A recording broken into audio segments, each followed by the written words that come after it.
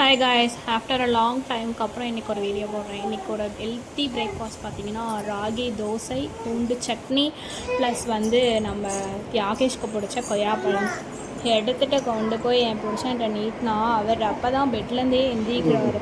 என்னடா இவன் பெட்லேருந்து எந்திரிக்கிற முன்னாடியே சாப்பாடு செஞ்சுட்டான்னு அவர் ஒரு ஆச்சரியத்தில் பார்க்க, என் பிள்ளைக்கு பிடிச்ச கொய்யாப்பழம் வேறு அதில் இருக்கா. உடனே அதில் தியாகேஷ் ஹெல்த்தி பிரேக்ஃபாஸ்ட் கொய்யாப்பழம் கொய்யாப்பழம் கொய்யாப்பழமா? பேர் என்ன? கொய்யாப்பழமா? உனக்கு எப்படி தெரிஞ்சுட்டானோ? சாப்பிடு.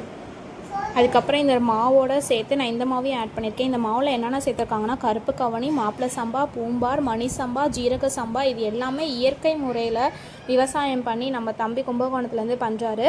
இந்த மாவு உங்களுக்கு வேணும்னா இந்த நம்பருக்கு காண்டாக்ட் பண்ணி வாங்கிக்கோங்க. இந்த வீடியோ உங்களுக்கு பிடிச்சிருந்துச்சுன்னா லைக் பண்ணுங்கள், ஷேர்